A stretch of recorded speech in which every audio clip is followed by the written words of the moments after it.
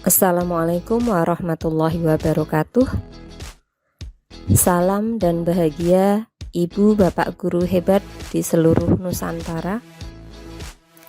Saya Uliatul Umamah, calon guru penggerak Angkatan 5 dari SMA Negeri 1 Nalumsari, Kabupaten Jepara.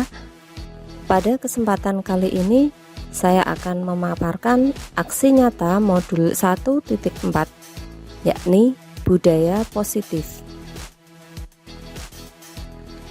Aksi nyata budaya positif di lingkungan kelas dan sekolah yang saya lakukan diantaranya adalah implementasi budaya positif di lingkungan kelas dan sekolah, serta diseminasi budaya positif kepada rekan sejawat.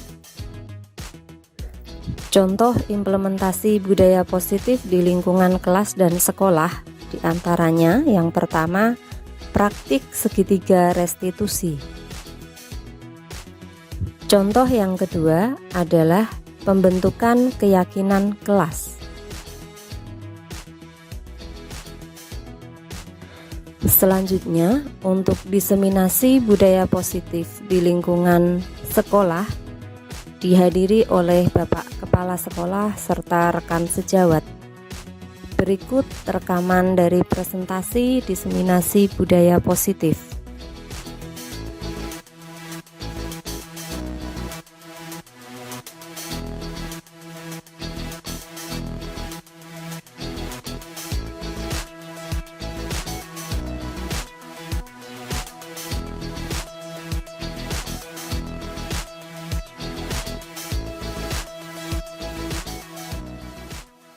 Indonesia Raya, merdeka, merdeka, tanahku, negeriku yang ku cinta. Indonesia Raya, merdeka, merdeka, hiduplah Indonesia Raya. Indonesia Raya, merdeka, merdeka, tanahku, yang ku cinta. Indonesia Raya, merdeka, merdeka, hiduplah Indonesia Raya. Hadirin dimohon duduk.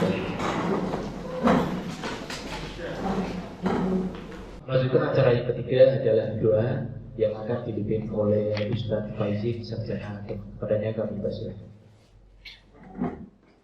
Assalamualaikum warahmatullahi wabarakatuh. Marilah acara pada siang hari ini kita mulai dengan bacaan doa dan kepada Allah.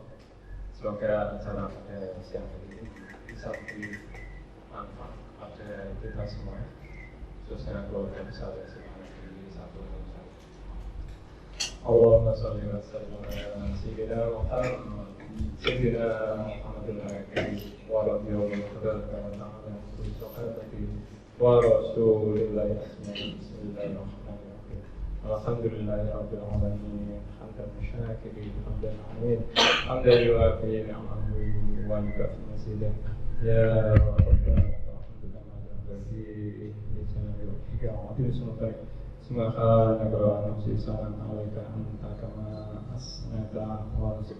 Allahumma sholli wa sallim ala sayyidina Muhammadin sallallahu alaihi wa sallam min jami'il ahwal wal afat wa ta'awudina biha min jami'il khairat wa tutahhirna biha min kulli sayyi'in wa tarfa'una biha indaka at-darajat wa tuballighna biha salawat min jami'il khairat fil hayati wa ba'dal mamat.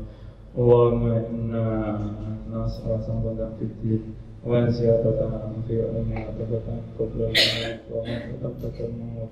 Allahumma hawwin 'alaina fi syakaratil maut wa najata min nar wa afwan min sa'at. Rabbana wa la tuzigh qulubana ba'da idh hadaytana wa hab lana min ladunka rahmatan innaka antal wahhab. Rabbana zalamna anfusana wa illam taghfir lana wa tarhamna lanakunanna khasirin. La ilaha illa anta subhanaka inni kuntu minadh dhalimin. Allahumma ja'alna wa auladana wa ta'ala wa dhurriyyatina min ahli ilmi wa الخير والقرآن وأهل الإخلاص ولا تجعلنا وإياهم من أهل الشر والضيق والطغيان والرشد اللهم أعنا على ذكرك وشكرك وحسن عبادتك اللهم حسن مقاصدنا مقاصد الدنيا والآخرة ويسر أمورنا وأمور الدنيا والآخرة اللهم إنا نسألك علما نافعا وعملا متقبلا ورزقا واسعا وإلى الخير قربنا وعن الشر بعدنا اللهم طول أمورنا وصحح أجسادنا ونور قلوبنا وأسعد في إيماننا ووسع أرزقنا وقضي حوائجنا في الدنيا والآخرة إنك على كل شيء قدير اللهم اجعل جمعنا هذه جمعة نافعة ومباركة وتفرقنا من بعدها تفرقا معصوما ومرحوما رب اشرح لي صدري ويسر لي أمري واحلل عقدة من لساني يفقهوا قولي اللهم حقا وارزقنا اتباعه وارزقنا طاعته وارزقنا اجتنابه ربنا آتنا لدنك رحمة وهيئ لنا من أمرنا رشدا ربنا آتنا في الدنيا حسنة وفي الآخرة حسنة وقنا عذاب النار سبحان ربك رب العزة عما يصفون وسلام على المرسلين والحمد لله رب العالمين ببركة الفاتحة أعوذ بالله من الشيطان الرجيم بسم الله الرحمن الرحيم الحمد لله رب العالمين الرحمن الرحيم مالك يوم الدين إياك نعبد وإياك نستعين اهدنا الصراط المستقيم صراط الذين أنعمت عليهم غير المغضوب عليهم ولا الضالين رب اغفر لي ولوالدي وللمؤمنين السلام عليكم ورحمة الله وبركاته. Waalaikumsalam warahmatullahi wabarakatuh. Terima kasih. Semoga doa dan hati kita dikabulkan oleh Allah Subhanahu wa taala. Amin ya rabbal alamin. Kelanjutan acara yang keempat adalah sambutan. Sambutan pertama dari Kepala SMA Negeri 1 Nalumsari kepada beliau Bapak Muhammad Solihuddin, Sarjana Pendidikan Madrasah Said. Kami persilakan. Assalamualaikum warahmatullahi wabarakatuh.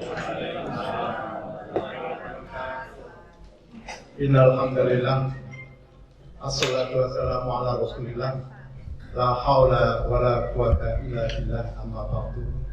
Yang kami hormati Pak Nur selaku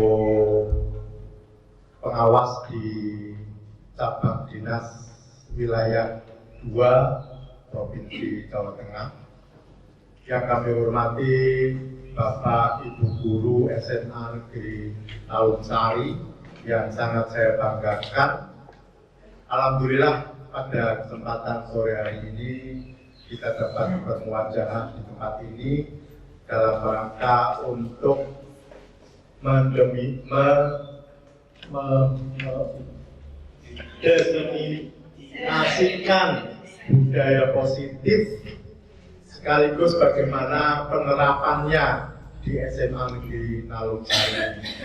Untuk itu, pada kesempatan ini kami ucapkan terima kasih pada Pak Nur yang sudah berkenan hadir, rekan-rekan, semua panitia yang sudah mempersiapkan kegiatan ini, Bapak Ibu Guru semua yang berkenan hadir untuk mengikuti acara ini.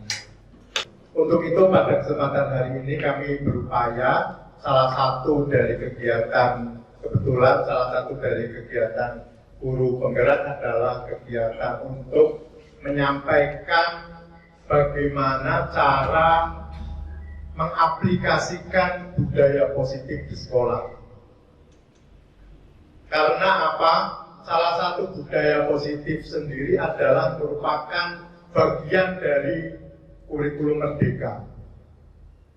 Karena kurikulum merdeka adalah mengamanatkan bahwa di dalam pelaksanaannya adalah bagaimana agar guru dapat mengajar dengan memprioritaskan pada siswa.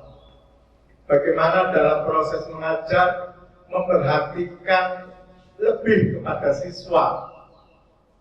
Budaya positif adalah bagian dari itu, di mana dalam budaya positif tersebut nanti semua tingkah laku siswa yang ada di sekolah kita arahkan menuju ke dalam kegiatan yang positif. Nah, ketika ada pelanggaran-pelanggaran atau ada pelanggaran terhadap tata tertib, itu bagaimana agar kita berupaya untuk seminimal mungkin tidak menggunakan hukuman lagi, tetapi dengan menggunakan beberapa tahapan-tahapan yang akan disampaikan pada hari ini. Untuk itu kami mohon kepada Pak Nur berkenan memberikan semangat kepada rekan-rekan guru agar bisa nanti mengikuti kegiatan ini dengan baik, kemudian berkenan juga untuk membuka kegiatan ini. Demikian yang saya sampaikan. Terima kasih atas perhatiannya. Wassalamualaikum warahmatullahi wabarakatuh. Waalaikumsalam warahmatullahi wabarakatuh. Terima kasih. Sambutan yang kedua dari pengawas cabang Dinas Pendidikan Wilayah 2, Dinas Pendidikan dan Kebudayaan Provinsi Jawa Tengah, kepada beliau Bapak Nuryadi, Sarjana Pendidikan Islam, Magister Pendidikan, kami persilakan. Assalamualaikum warahmatullahi wabarakatuh. Alhamdulillahirabbil alamin wa bihi nasta'in wa ala umuri waddin. Wa sallallahu ala sayyidina Muhammadin wa ala alihi wa ashabihi ajma'in. Rabbi shrah li sadri wa yassir amri wa hlul 'uqdatam min lisani yafqahu qawli. Yang sangat saya hormati Bapak Muhammad Suludin, SPD, MSI. Semoga semakin belasan di dalam sehari dan semoga sudah bisa untuk SMA tercinta di satu-satunya di dalam sehari ini, sehingga kalau sudah dan juga browsing tinggal kemana mencari apa saja jawab dari sini Pak. Ya, saya hormati Bapak Guru, para wakil kepala sekolah, para CGP, calon guru gerak yang juga sudah klik untuk membuang C-nya sudah menjadi GP guru gerak. Dalam hal ini Bu Kuliah Umama SPD, Pak Terjis SPD dan Bu Dewi Nursani dan Pak Soleh sendiri, luar biasa. CGP yang kepala sekolah, tepuk tangannya mana? Sama baik. Ini kebetulan kemudian CGP didampingi kepala sekolah yang CGP itu tidak berbohong. Alhamdulillahirabbil alamin. Puji dan syukur kita panjatkan kepada Allah Subhanahu wa taala atas limpahan rahmat dan nikmat-nikmatnya yang tak terhingga jumlahnya, kualitasnya, yang salah satunya bisa kita rasakan pada hari ini. Kita sehat jasmani rohani, ditandai bisa berkumpul di ruangan ini dalam keadaan sehat, segar, bugar, ceria, omongan sudah makin siang. Jadi Pak Kuli, tambah semangat. Yang kedua kali, salawat dan salam dan tetap bersurah kepada Nabi kita Nabi Muhammad SAW. Kita berharap semoga kita termasuk umatnya yang kelak besok dari kiamat mendapat syafaatnya. Amin. Amin. Ibu dan Bapak hormati kepada kepala sekolah, saya sampaikan terima kasih dan apresiasi yang tak terhingga atas terselenggaranya acara pada siang hari ini yang diberi label Indus Training Diseminasi Budaya Positif dan Implementasi PMM atau Platform Merdeka Mengajar di SMA Negeri 1 Naungsari, yang infonya diinisiasi, dimotivasi, cara lebih ekstrimnya diprovokasi, dikompori, di apa lagi Pak? Diwarai oleh CGP kita. Dan kemudian didukung dengan kolaborasi yang indah, cantik dengan teman-teman semua di SMA Negeri 1 Taman Sari, sehingga terwujud acara ini. Siang hari yang selanjutnya, untuk Bapak Ibu, tema ini adalah memang yang tema sedang gayeng-gayengnya oleh Kemdikbud pada saat ini. Dengan membaca Bismillahirrahmanirrahim, IHT, diseminasi budaya positif dan inovasi platform Merdeka Mengajar di SMA Negeri 1 Taman Sari pada hari ini dan secara bersama dibuka. Terima kasih, mudah-mudahan bermanfaat, mendapat ridho Allah dan berkah untuk kita semua. Amin. Terima kasih, kurang lebihnya mohon maaf dan tentunya banyak kesalahan dan kekurangannya dalam hal apa saja. Assalamualaikum warahmatullahi wabarakatuh. Waalaikumsalam warahmatullahi wabarakatuh. Terima kasih kepada Bapak Pengawas dan Bapak Kepala Sekolah yang telah memberikan arahan, bimbingan, informasi serta motivasinya. Semoga berkah manfaat untuk kita semua. Amin. Melanjutkan ke acara inti, yaitu penyampaian materi diseminasi budaya positif dan implementasi platform Merdeka Mengajar yang akan disampaikan oleh 3 pemateri, yaitu kepada beliau Bapak Muhammad Salihuddin, kepada beliau Ibu Muliatul Umamah, dan kepada beliau Bapak Abdul Aziz. Kepada beliau kami persilakan.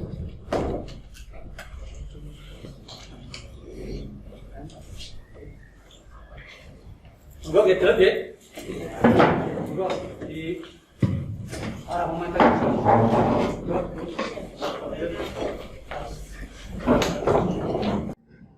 Assalamualaikum warahmatullahi wabarakatuh. Yang terhormat Bapak Kepala SMA Negeri 1 Taman Sari, Bapak Salihuddin SPD FSI, serta yang terhormat Bapak Ibu Guru SMA Negeri 1 Taman Sari. Puji syukur kehadirat Allah Subhanahu wa Ta'ala yang telah memberikan rahmat, taufik dan hidayahnya sehingga pada siang hari ini kita masih bisa bertemu di ruangan ini dalam keadaan sehat walafiat. Tak lupa sholawat serta salam senantiasa kita haturkan kepada junjungan kita Nabi besar Muhammad SAW yang senantiasa kita nantikan syafaatnya di yaumul akhir kelak. Amin. Terima kasih yang tak terhingga untuk Bapak Ibu semua yang berkenan hadir pada siang hari ini, yang telah memberi saya kesempatan untuk berdiri di sini. Pada siang hari ini, saya hanya ingin sedikit berbagi tentang materi budaya positif di lingkungan kelas dan sekolah. Semoga materi ini nantinya dapat bermanfaat bagi Bapak Ibu semua, khususnya bagi sekolah kita.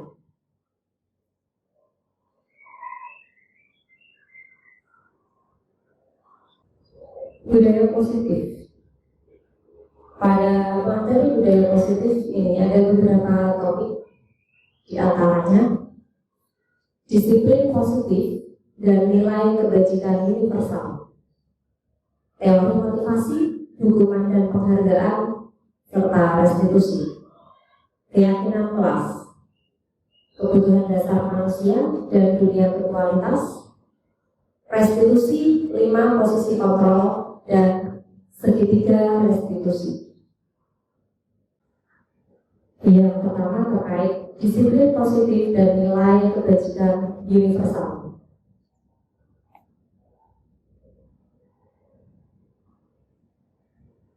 Terdapat beberapa perubahan paradigma teori kontrol atau biasa disebut ilusi kontrol. Yang pertama, ilusi guru mengontrol murid. Mungkin kita masih meyakini bahwa kita bisa mengontrol murid kita untuk berlaku sesuai keinginan kita. Padahal pada dasarnya yang bisa mengontrol diri murid itu adalah dirinya sendiri. Yang kedua, ilusi bahwa semua kekuatan positif, efektif dan bermanfaat. Di sini juga masih kita yakini bahwa dengan adanya penguatan positif atau bujukan ini sangat efektif dan bermanfaat. Namun pada dasarnya, pada jangka waktu tertentu, hal tersebut tidak lagi bermanfaat.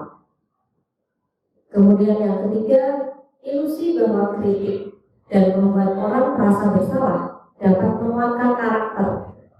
Ini pun masih banyak kita yakini. Dengan membuat orang merasa bersalah, membuat murid merasa bersalah, dapat menguatkan karakternya. Padahal dengan membuat murid merasa bersalah, justru murid tersebut akan menjadi orang yang tidak berguna, orang yang rendah diri. Kemudian yang terakhir, ilusi bahwa orang dewasa memiliki hak untuk memaksa. Kadang-kala ketika kontrol kita sudah tidak mempan, kita akan melakukan satu pemaksaan. Jadi kadang kita berpikir bahwa kita berhak memaksa murid untuk melakukan sesuatu sesuai kehendak kita, yang disebut dengan ilusi kontrol. Padahal sejatinya yang punya kontrol adalah diri murid itu sendiri, bukan gurunya.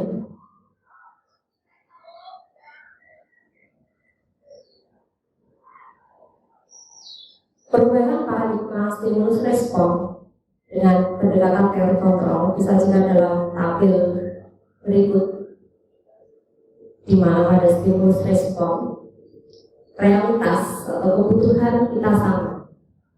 Semua orang melihat hal yang sama. Kita mencoba mengubah orang agar berpandangan sama dengan kita. Perilaku buruk dilihat sebagai suatu kesalahan. Orang lain bisa mengontrol saya. Saya bisa mengontrol orang lain. Pemaksaan ada pada saat rujukan gagal. Model berpikir menang kalah. Jadi ada satu menang, satu kalah. Sedangkan pada teori kontrol, realitas atau kebutuhan kita berbeda. Setiap orang memiliki gambaran berbeda. Kita berusaha memahami pandangan orang lain tentang dunia. Semua perilaku memiliki tujuan. Hanya Anda yang bisa mengontrol diri Anda sendiri. Anda tidak bisa mengontrol orang lain. Kolaborasi dan konsensus menciptakan pilihan-pilihan baru. Model berpikir menang-menang, jadi win-win solution. Tidak ada pihak yang kalah di sini.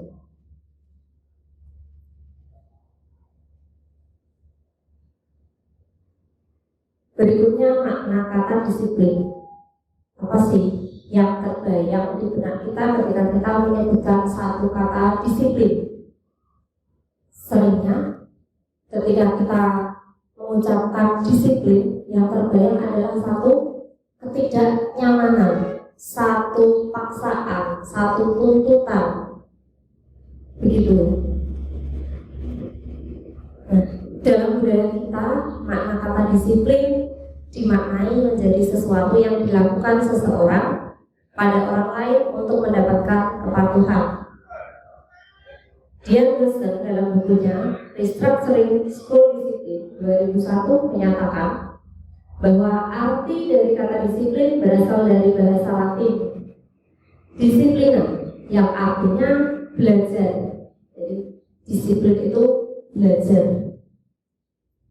Kata disiplin juga berasal dari akar kata yang sama dengan disciple atau murid atau pengikut. Untuk menjadi seorang murid atau pengikut, seseorang harus paham betul alasan mengapa mereka mengikuti suatu aliran atau ajaran tertentu, sehingga motivasi yang terbangun adalah motivasi intrinsik, bukan motivasi ekstrinsik. Sebagai pendidik, tujuan kita adalah menciptakan anak-anak yang memiliki disiplin diri, sehingga mereka bisa berperilaku dengan mengacu pada nilai-nilai kebajikan universal dan memiliki motivasi intrinsik, bukan ekstrinsik.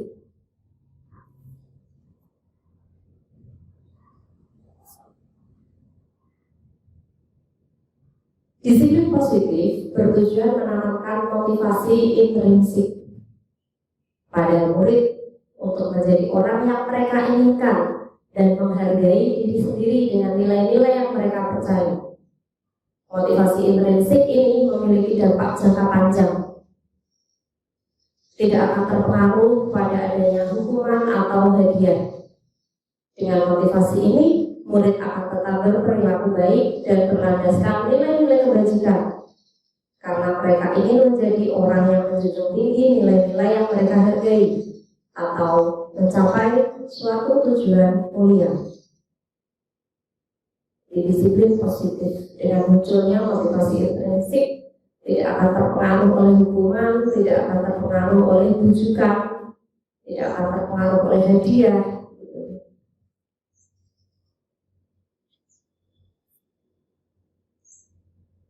Nilai-nilai kebajikan adalah sifat-sifat positif manusia yang merupakan tujuan mulia yang ingin dicapai setiap individu. Nilai-nilai tersebut bersifat universal, lintas bahasa, suku bangsa, agama maupun latar belakang. Nilai-nilai kebajikan yang ditanamkan pada murid Indonesia saat ini kita kenal dengan profil pelajar Pancasila. Profil pelajar Pancasila ini meliputi beriman, bertakwa kepada Tuhan Yang Maha Esa dan berakhlak mulia, mandiri, bernalar kritis, berkebinekaan global, bergotong royong, dan kreatif.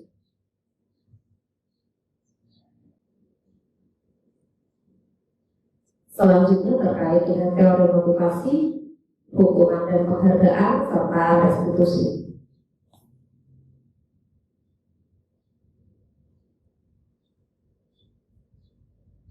Ketika kita melakukan sesuatu, misalkan saya datang tepat waktu, saya mengajar tepat waktu, tidak pernah membiarkan kelas saya kosong, itu pasti didasari satu motivasi. Bisa karena saya menghargai diri saya sendiri, karena kita yakin bahwa sosok guru itu sosok yang dibubulan, ditiru. Jadi apa yang kita lakukan juga dilihat oleh murid kita. Dengan kita menghargai diri sendiri, kita akan menjadi teladan untuk murid kita. Ada kalanya motivasi yang muncul adalah motivasi yang lain. Mungkin takut ditegur oleh bapak kepala sekolah. Mungkin takut nanti dinonjolkan. Atau mungkin datang tepat waktu karena takut tunjangannya dipotong misalnya. Ini beberapa contoh motivasi yang mendasari perilaku kita.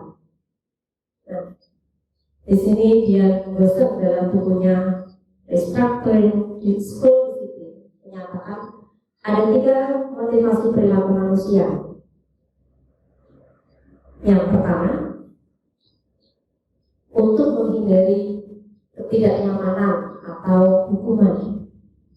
Ini masih bersifat eksternal. Motivasi eksternal, kenapa? Karena dia melakukan sesuatu karena menghindari hukuman. Kemudian motivasi yang kedua adalah untuk mendapatkan imbalan atau penghargaan dari orang lain. Ini juga masih motivasi eksternal. Contohnya, ketika kita memberikan reward atau hadiah untuk murid yang bisa menyelesaikan tugas paling cepat misalnya, maka akan ada murid yang berlomba-lomba untuk segera menyelesaikan tugas dengan tujuan supaya mendapatkan penghargaan, supaya mendapatkan reward dari gurunya. Ini pun masih bersifat eksternal. Motivasi yang ketiga, untuk menjadi orang yang mereka inginkan dan menghargai diri sendiri dengan nilai-nilai yang mereka percaya. Yang ketiga inilah yang merupakan motivasi internal.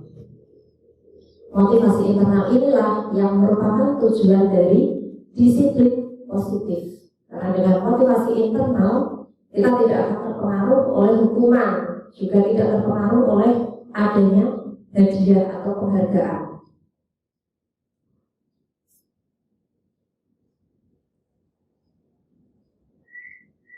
Hukuman atau konsekuensi adalah tindakan terhadap suatu pelanggaran. Meskipun hukuman maupun konsekuensi merupakan tindakan terhadap suatu pelanggaran, namun keduanya berbeda. Ada beberapa perbedaan antara hukuman dengan konsekuensi. Jadi hukuman ini bersifat tidak terencana atau tiba-tiba. Murid tidak tahu apa yang akan terjadi dan tidak dilibatkan.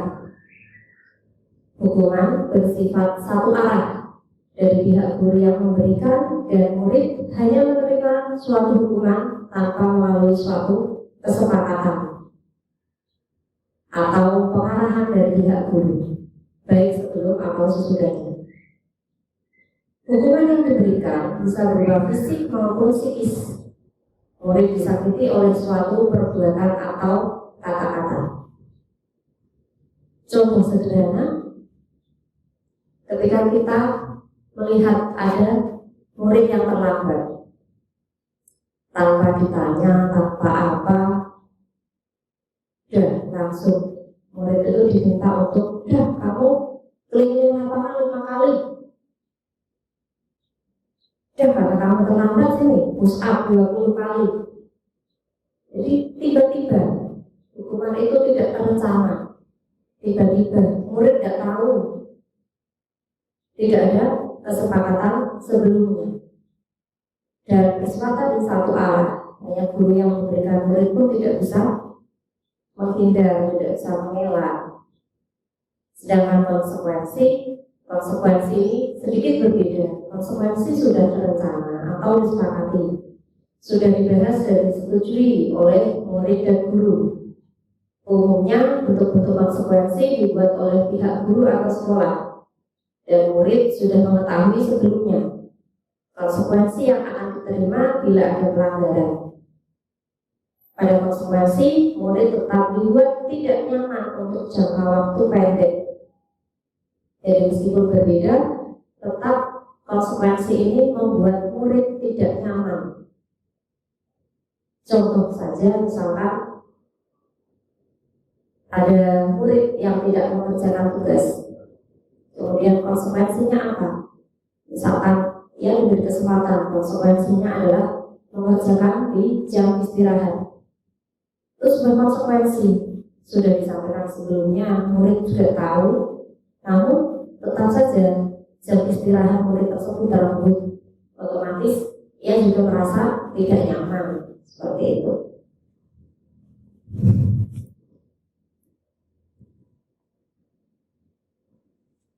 Berikutnya restitusi.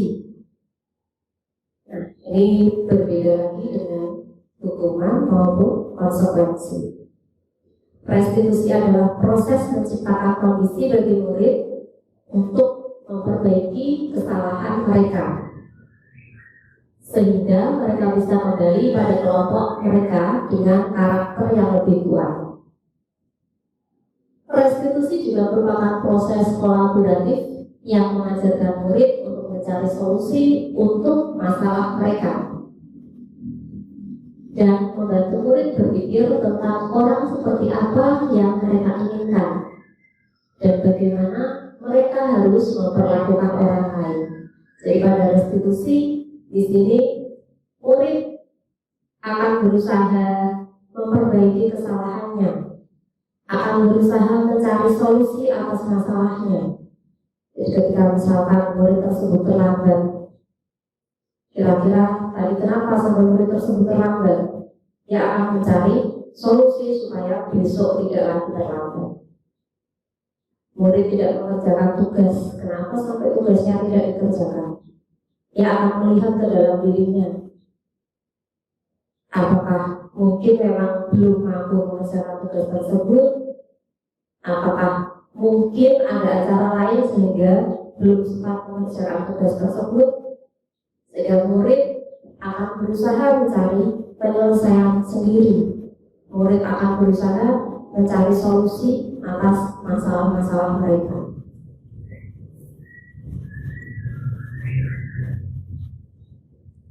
Ciri-ciri restitusi. Ada beberapa ciri-ciri restitusi. Di antaranya, bukan untuk menebus kesalahan, namun untuk belajar dari kesalahan.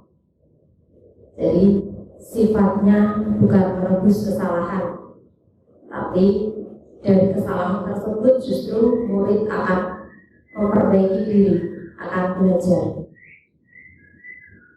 Yang kedua, memperbaiki hubungan.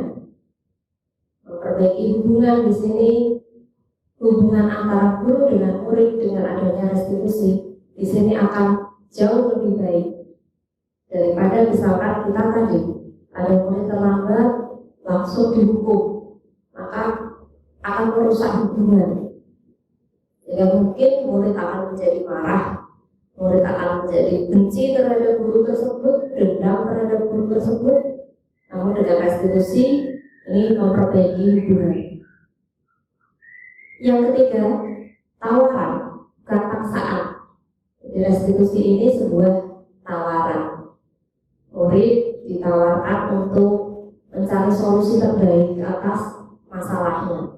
Jadi bukan kita memaksa, kamu harus gini, kamu harus gini. Tidak, tapi murid akan mencari solusi. Tadi guru menawarkan, kira-kira baiknya bagaimana? Kira-kira apa yang bisa kamu lakukan? Kemudian yang keempat, restitusi menuntut untuk melihat ke dalam diri. Jadi murid melihat kembali ke dalam dirinya. Ketika dia melakukan kesalahan, kenapa sih sampai saya melakukan kesalahan itu? Saya sampai terlambat, kenapa sih? Saya tidak mengerjakan tugas, kenapa? Jadi melihat dirinya sendiri. Kemudian sifat atau ciri yang kelima, restitusi mencari kebutuhan dasar yang mendasari tindakan. Jadi dia punya alasan untuk melakukan sesuatu.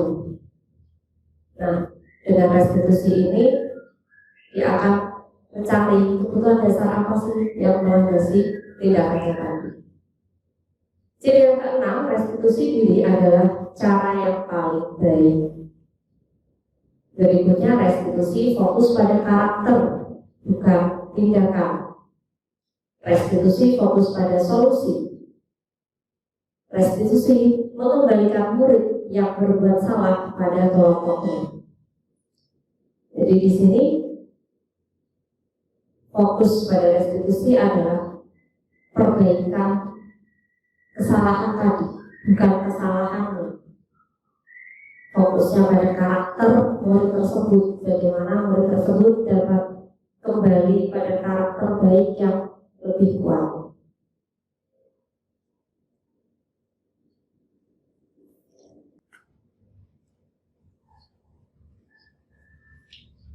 Berikutnya tentang keyakinan kelas. Keyakinan kelas ini baru-baru ini familiar mungkin di telinga kita. Yang sebelumnya kita lebih sering mendengar peraturan kelas. Oke. Saya pun sama, saya lebih sering mendengar peraturan kelas. Atau mungkin istilah lain, kalau saya sebutkan biasanya di awal semester saya membuat satu kontrak belajar dengan murid.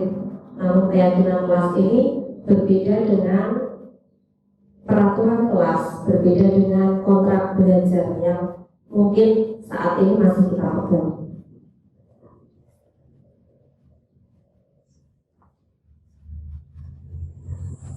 Mengapa keyakinan kelas? Mengapa tidak peraturan kelas saja? Nah, di sini ada beberapa contoh kasus yang dapat Bapak Ibu amati. Mengapa kita memiliki peraturan tentang penggunaan helm pada saat mengendarai kendaraan roda 2 atau motor? Mengapa kita memiliki peraturan tentang penggunaan masker dan mencuci tangan setiap saat? Mungkin beberapa orang memiliki jawaban yang berbeda. Ada yang menjawab, saya mau pakai helm karena takut ditilang. Saya mau pakai masker karena memang aturan dari pemerintah seperti itu. Namun ada juga yang memiliki alasan, saya pakai helm ya supaya untuk selamat. Saya pakai masker untuk kesehatan, untuk keselamatan diri saya dan orang lain. Nah, ketika sudah muncul nilai-nilai tersebut, nilai-nilai keselamatan atau kesehatan inilah yang kita sebut sebagai keyakinan, yaitu nilai-nilai kebajikan universal yang disepakati secara tersirat dan tersurat, lepas dari latar belakang suku, negara, bahasa, maupun agama.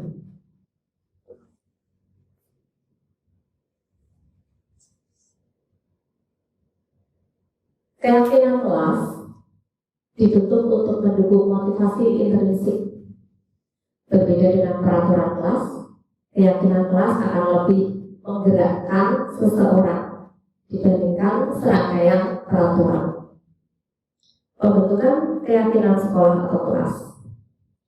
Keyakinan kelas bersifat lebih abstrak daripada peraturan yang lebih rinci dan konkret.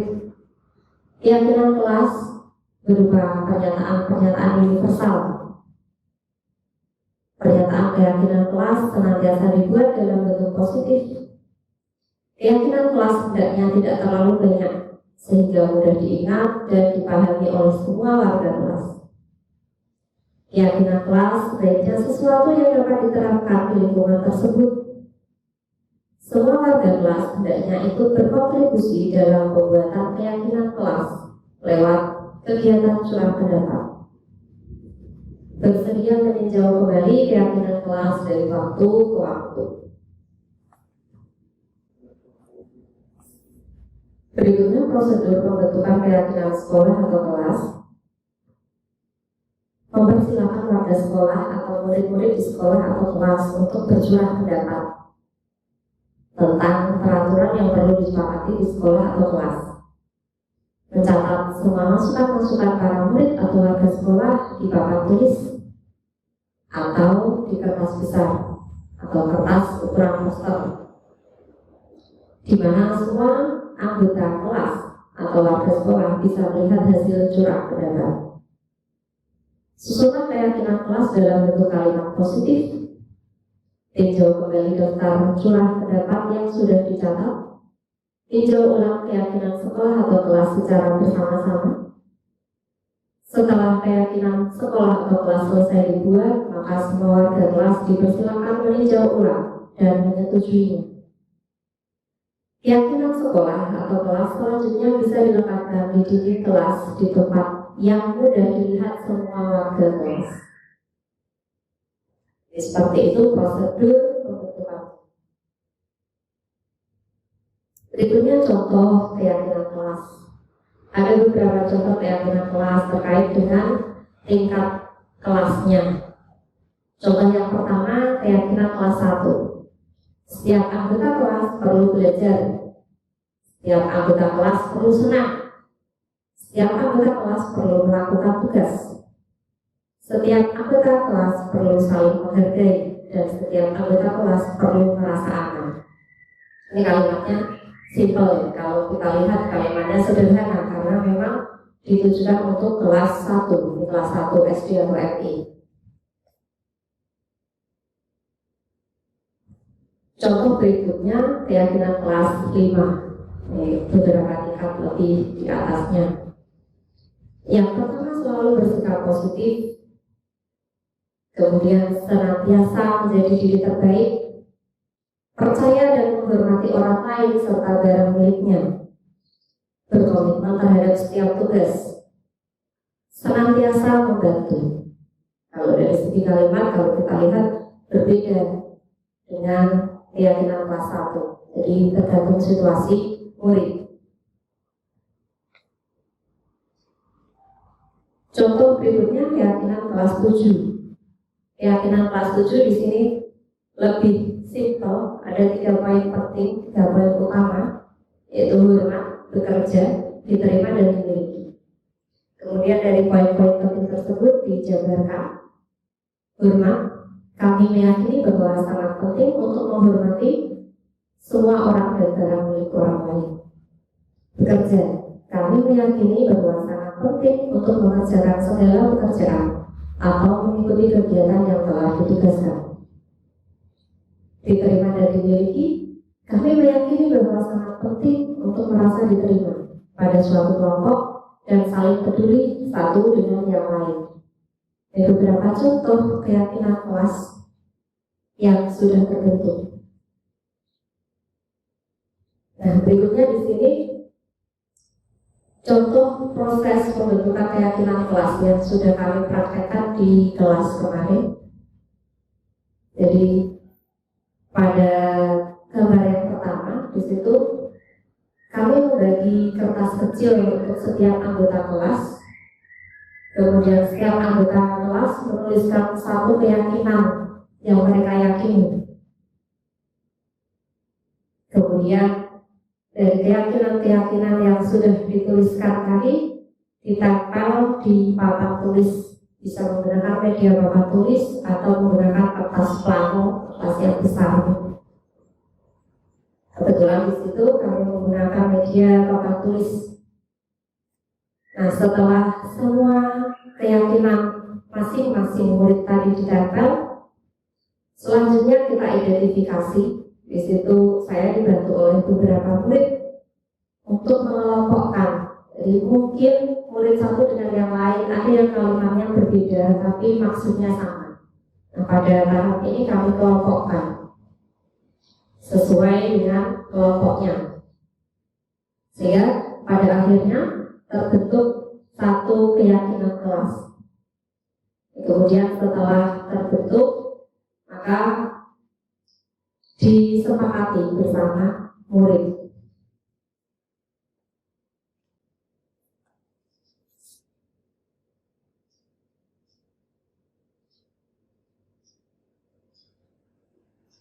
Berikutnya, kegiatan-kegiatan pendalaman keyakinan kelas. Jadi setelah keyakinan kelas tersebut terbentuk, tentunya ada beberapa kegiatan untuk mendalami keyakinan kelas yang sudah terbentuk. Karena tidak bisa kita pungkiri, meskipun keyakinan kelas yang terbentuk itu hanya beberapa poin, namun ada kalanya nanti murid akan lupa, apalagi ketika sudah lama tidak disimpul, sudah lama tidak diingatkan. Nah, kegiatan-kegiatan apa saja yang dapat menjadi kegiatan untuk mendalami keyakinan kelas tersebut? Yang pertama, kegiatan tampak seperti atau tidak tampak seperti. Anggota kelas dibagi menjadi beberapa kelompok dan setiap kelompok diberikan kertas. Salah satu anggota kelompok membuat huruf T kapital yang besar atau tabel T. Jadi fungsinya huruf T kapital yang besar ini akan menjadi tabel T. Guru memberikan salah satu keyakinan kelas pada setiap kelompok. Selanjutnya setiap kelompok diminta untuk bercurah pendapat tentang keyakinan tersebut. Tampak seperti apa? Tampak tidak seperti apa?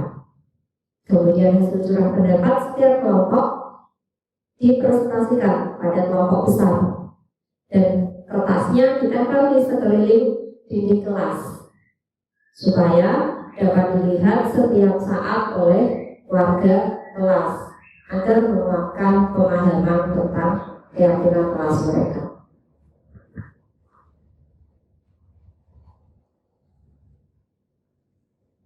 Contoh, ini contoh tabel T, tampak seperti atau tidak tampak seperti. Ini dari keyakinan kelas 7. Tadi keyakinan kelas 7 ada 3 poin utama, yaitu hormat, bekerja, diterima, dan dimiliki.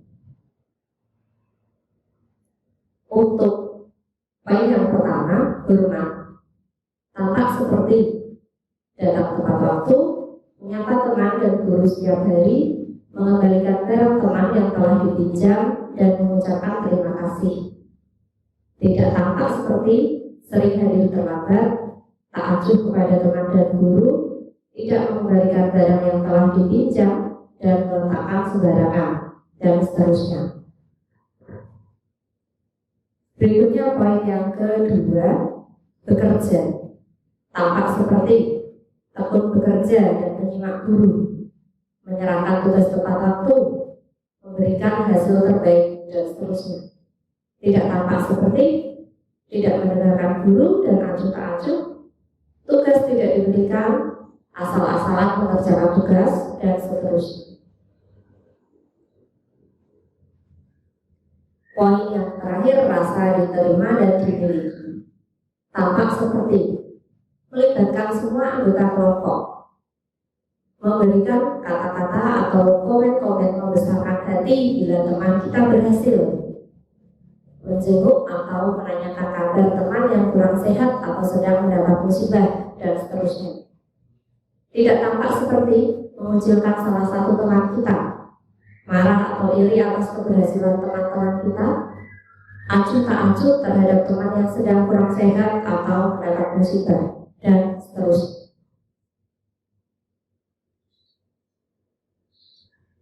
Berikutnya kegiatan kedua yang dapat kita lakukan untuk pendalaman keyakinan kelas.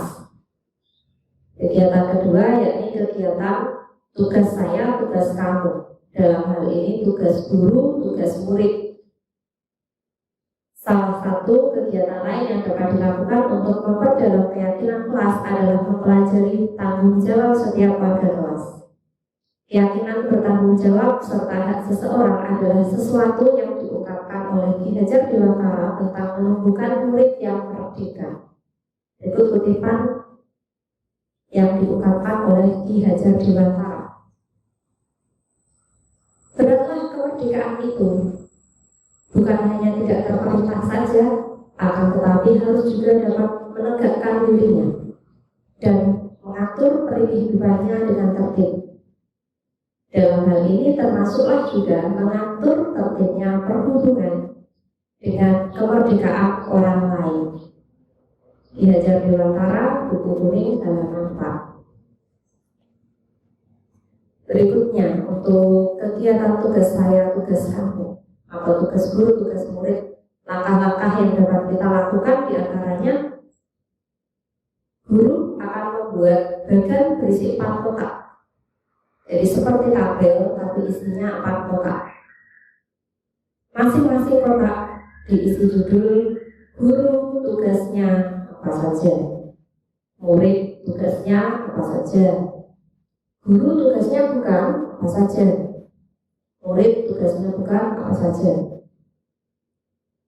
Kemudian guru bercurah pendapat dengan 2 cara. Jadi ada 2 cara untuk curah pendapat di sini. Yang pertama, mengajak murid berpendapat secara individu, atau yang kedua, membagi murid dalam 4 atau 8 kelompok, dan setiap kelompok diberikan tugas bercurah pendapat tentang masing-masing tugas atau bukan tugas guru maupun murid. Hasil dari curah pendapat tugas saya, tugas kamu ditempel di dinding kelas agar dapat dilihat seluruh warga kelas.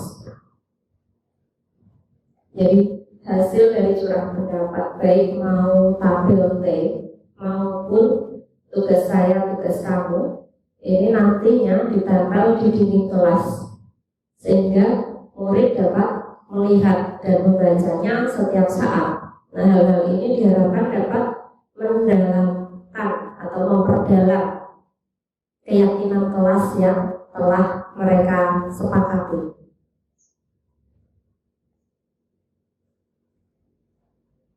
Ini contoh hasil curah pendapat guru dan murid-muridnya terkait dengan tugas saya, tugas kamu. Guru tugasnya mengajar, mendidik, menjawab pertanyaan, memberi nilai, mengatur kelas, menegakkan peraturan kelas atau sekolah, menjalankan keyakinan kelas, peduli terhadap semua murid. Sedangkan murid tugasnya belajar, mencoba menghasilkan yang terbaik dari diri, bertanya jika tidak paham, mengikuti peraturan, menjalankan keyakinan kelas, mendengarkan, memeriksa tugas kembali. Guru tugasnya bukan menyakiti atau disakiti, memaksa kamu untuk belajar.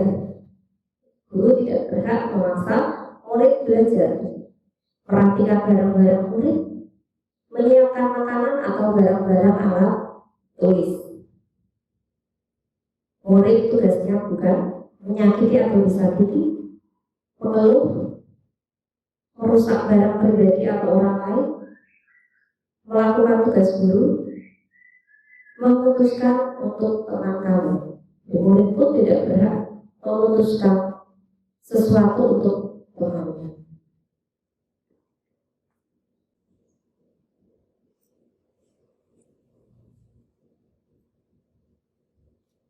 Berikutnya tentang kebutuhan dasar manusia dan dunia berkualitas. Kebutuhan dasar manusia, kita punya banyak sekali kebutuhan dasar yang harus dipenuhi. Pada dasarnya kebutuhan dasar ini ada 5 kebutuhan dasar yang harus terpenuhi.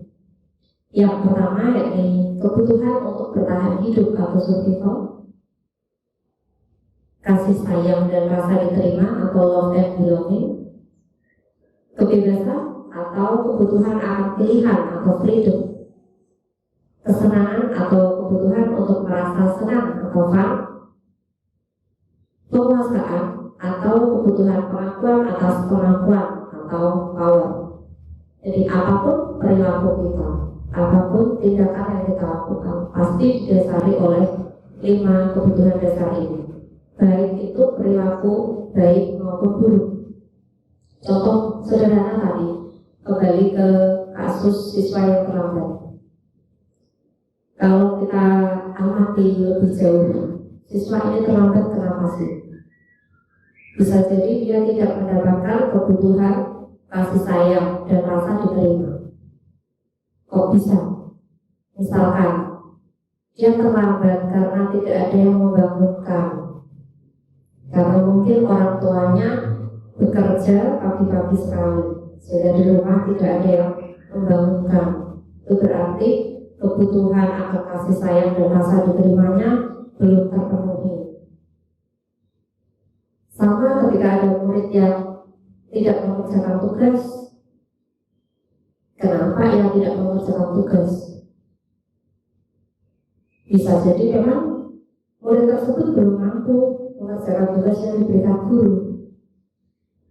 Di sini berarti dia belum terpenuhi kebutuhan penguasaan.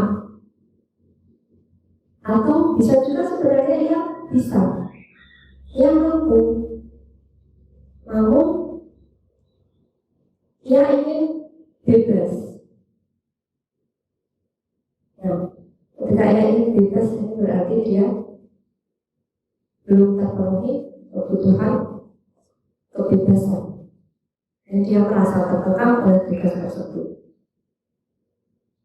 Contoh-contoh kebutuhan yang mendasari perilaku kita baik ataupun buruk.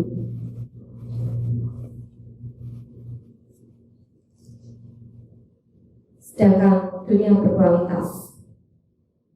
Dunia berkualitas adalah tempat khusus dalam pikiran, tempat menyimpan gambaran representasi dari semua yang diinginkan. Untuk masuk ke dunia berkualitas, syaratnya adalah bahwa sesuatu itu harus terasa sangat baik dan memenuhi setidaknya 1 atau lebih kebutuhan dasar. Gambaran dunia berkualitas adalah unik dan spesifik untuk setiap orang. Jadi tidak dapat disamaratakan. Setiap orang punya dunia berkualitasnya masing-masing, punya impiannya masing-masing.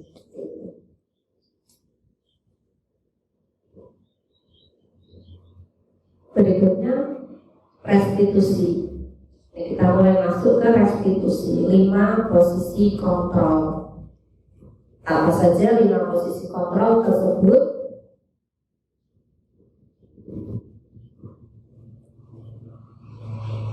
Lima posisi kontrol. Yang pertama adalah posisi penghukum.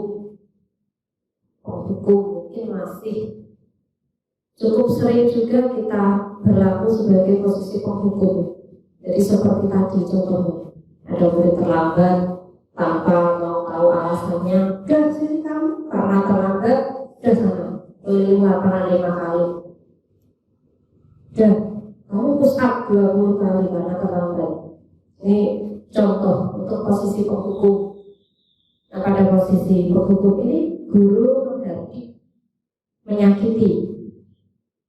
Efeknya murid marah dan mendendam atau bersifat agresif atau mengulangi kesalahan. Bisa kita lihat ya, dari pengalaman bahwa dengan adanya hukuman ternyata juga tidak bisa membuat murid jerah, tidak bisa membuat murid berhenti melakukan kesalahan. Justru seperti tadi, kadang-kadang murid terlambat, orangnya ngajak itu saja. Dihukum pun dia tidak jerah. Kemudian satu posisi lagi di atasnya, pembuat rasa bersalah. Pada posisi pembuat rasa bersalah mungkin lebih baik daripada posisi penghukum, namun tetap saja belum pada posisi puncak. Pada pembuat rasa bersalah, misalkan ketika tadi murid terlambat, kenapa sih kok kamu terlambat terus? Saya kan jadi tidak enak nanti kalau ditegur bapak kepala sekolah. Kamu telah membuat saya kecewa. Terus gimana soal seperti itu? Di sini guru berceramah, jadi lebih ke ceramah, mengungkapkan kekecewaan. Lalu apa efeknya? Efeknya murid merasa bersalah. Iya, dia akan merasa bersalah, tapi dia juga merasa gagal dan rendah diri. Kemudian posisi berikutnya, posisi teman. Posisi teman mungkin lebih baik lagi daripada membuat rasa bersalah. Namun tetap di sini masih ada kekurangan. Pada posisi teman, guru membuatkan alasan-alasan, efeknya murid senang dan akrab dengan guru. Efek positifnya seperti itu. Namun murid menjadi lemah dan tergantung pada guru. Jadi murid akan lebih tergantung pada kita. Jadi baiknya sih tadi murid akan senang akrab dengan gurunya, namun di sisi lain murid akan lebih tergantung pada gurunya. Kemudian di posisi berikutnya, pemantau. Pemantau ini juga setingkat lebih baik. Pada posisi pemantau, guru ini menghitung dan mengukur. Efeknya, murid memahami konsekuensi yang harus dijalani atau menitik beratkan pada sanksi atau hadiah. Jadi pada pemantau kita biasanya mengingatkan terlambat. Lalu apa konsekuensinya kalau terlambat? Soal seperti itu, murid sudah tahu konsekuensinya. Namun pada akhirnya tadi, murid akan menitik beratkan pada sanksi atau hadiah. Nah, posisi yang paling puncak, posisi yang teratas, di posisi manajer. Guru mengajukan pertanyaan. Efeknya murid memiliki tanggung jawab untuk mencari jalan keluar permasalahannya. Jadi pada posisi manajer kita tidak menghakimi murid, namun kita bertanya lebih lanjut kenapa ia melakukan kesalahan, sehingga dengan pertanyaan-pertanyaan tersebut akan menggiring murid tersebut untuk melihat pada dirinya, kenapa sih sampai berbuat kesalahan tersebut, kemudian kira-kira solusi apa yang bisa dilakukan untuk memperbaiki kesalahannya itu. Jadi kita tidak fokus pada kesalahan murid, namun kita fokus pada solusi apa yang nantinya diberikan oleh murid tersebut untuk mengatasi masalahnya.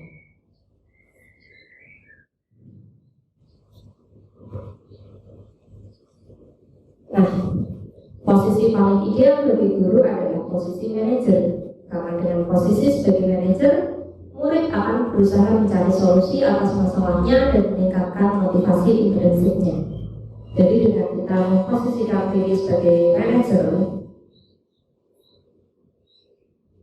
murid akan fokus untuk mencari solusi atas masalahnya. Kita tidak menghakimi kesalahan murid, kita tidak menyalahkan murid, namun kita berusaha mencari solusi. Ketika murid melakukan suatu kesalahan, kira-kira apa yang dapat ia lakukan untuk memperbaiki kesalahan tersebut. Nah, dengan ini diharapkan nanti motivasi intrinsik dari siswa atau dari murid tersebut akan terbangun dan karakternya akan lebih kuat, karakter baiknya akan lebih kuat.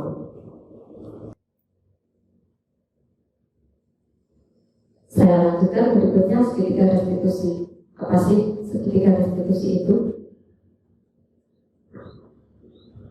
Segitiga restitusi gambarannya seperti tapak pada layar. Restitusi meliputi 3 tahapan, antara lain menstabilkan identitas atau stabilize the identity, validasi tindakan yang salah atau validate the misbehavior, kemudian menanyakan keyakinan atau seek the belief. Nah, masing-masing bagaimana penjelasannya? Berikutnya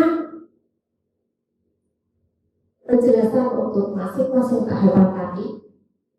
Pada tahap 1 atau sisi yang pertama segitiga, ini sisi menstabilkan identitas atau stabilize the identity. Bagian dasar dari segitiga bertujuan untuk mengubah identitas anak dari orang yang gagal karena melakukan kesalahan menjadi orang yang sukses. Contoh kalimat pada tahap ini diantaranya, berbuat salah itu tidak apa-apa. Tidak ada manusia yang sempurna. Saya juga pernah melakukan kesalahan seperti itu. Kita bisa menyelesaikan ini. Bapak atau ibu tidak tertarik mencari siapa yang salah, tapi bapak atau ibu ingin mencari solusi dari permasalahan ini. Kamu berhak merasa begitu. Apakah kamu sedang menjadi teman yang baik buat dirimu sendiri? Contoh-contoh kalimat pada tahap menstabilkan identitas. Berikutnya tahap yang kedua atau sisi yang kedua, yakni validasi tindakan yang salah atau validate the misbehavior. Setiap tindakan baik atau buruk dilakukan dengan suatu tujuan, yaitu memenuhi kebutuhan dasar. Dengan memahami kebutuhan dasar yang mendasari sebuah tindakan, maka kita bisa menemukan cara paling efektif untuk memenuhi kebutuhan tersebut. Nah, contoh kalimat pada tahap validasi tindakan yang salah diantaranya, padahal kamu bisa melakukan yang lebih buruk dari ini ya. Kamu pasti punya alasan mengapa melakukan hal itu. Kamu patut bangga pada dirimu sendiri karena kamu telah melindungi sesuatu yang penting buatmu. Kamu boleh mempertahankan sikap itu, tapi kamu harus menambahkan sikap yang baru. Ini contoh-contoh kalimat pada tahap validasi tindakan yang salah. Kemudian tahap yang ketiga, menanyakan keyakinan atau seek the belief. Pada tahap ini yang dilakukan adalah menghubungkan dengan nilai-nilai yang dipercaya oleh anak, sehingga ia berpindah menjadi orang yang ia inginkan. Contoh kalimat pada tahap ini, apa yang kita percaya sebagai kelas atau keluarga? Apa nilai-nilai umum yang kita telah sepakati? Apa bayangan kita tentang kelas yang ideal? Kamu mau jadi orang yang seperti apa. Contoh-contoh kalimat pada tahap menanyakan keyakinan. Demikian yang dapat saya sampaikan. Terima kasih, sekali lagi terima kasih atas kehadiran Bapak Ibu semua, dan terima kasih telah memberikan saya kesempatan untuk sedikit berbagi pada siang ini. Semoga sedikit yang saya bagikan dapat bermanfaat untuk kita semua, khususnya untuk sekolah kita. Sekali lagi terima kasih. Mohon maaf bila ada kekurangan atau kesalahan. Wabillahi taufiq wal hidayah. Assalamualaikum warahmatullahi wabarakatuh. Pengalaman dan pembelajaran yang saya peroleh setelah menerapkan konsep-konsep kunci budaya positif di kelas. Banyak hal menarik yang saya pelajari pada materi ini, terutama tentang perubahan paradigma teori kontrol atau ilusi kontrol, posisi kontrol, dan segitiga restitusi. Materi ini memberikan pandangan yang lebih luas bagi saya, bukan sekedar tentang hukuman dan penghargaan, bagaimana pengaruh dari hukuman, bagaimana penghargaan juga dapat dipandang sebagai hukuman, sehingga akan lebih baik untuk memikirkan bagaimana memunculkan motivasi intrinsik pada diri murid, yang pada akhirnya akan membentuk karakter yang kuat. Setelah mempelajari modul ini, juga ada perubahan pikiran yang saya rasakan. Saya lebih mampu mengontrol diri atau emosi saya ketika murid melakukan suatu kesalahan. Saya mencoba mencari informasi tentang kebutuhan apa pada murid tersebut yang belum terpenuhi, sehingga dapat lebih bijak dalam menyikapi kesalahannya. Selain itu, saya juga berusaha membantu murid tersebut untuk menemukan solusi atas masalahnya, sehingga dapat meningkatkan motivasi intrinsiknya. Sebelum mempelajari modul ini, saya lebih sering memposisikan diri sebagai pembuat rasa bersalah atau pemantau. Saat itu, saya berpikir bahwa dengan munculnya rasa bersalah, maka akan memperbaiki perilaku murid, dan dengan adanya konsekuensi dapat membuat murid lebih disiplin. Namun ternyata pendapat tersebut salah. Setelah mempelajari modul ini, saya berusaha memposisikan diri sebagai manajer. Meskipun sulit, banyak hambatan dan pertentangan. Namun dengan hal tersebut, saya lebih bisa menghargai murid saya. Murid pun lebih bertanggung jawab dalam mencari solusi atas permasalahannya. Sebelum mempelajari modul ini, saya pun telah menerapkan segitiga restitusi, namun belum lengkap semua tahapnya. Saya baru melakukan tahap validasi tindakan yang salah. Biasanya, ketika ada murid melakukan kesalahan, akan saya tanyakan, mengapa melakukan hal tersebut? Dalam hal ini, saya juga masih sering memposisikan diri saya sebagai pemantau, dengan menanyakan kira-kira konsekuensi apa yang tepat untuk kesalahan murid tersebut, tanpa meminta solusi yang mungkin dapat ia berikan. Demikian aksi nyata dari modul 1.4 Budaya Positif yang dapat saya sampaikan. Terima kasih, semoga bermanfaat. Salam dan bahagia Ibu Bapak Guru hebat. Assalamualaikum warahmatullahi wabarakatuh.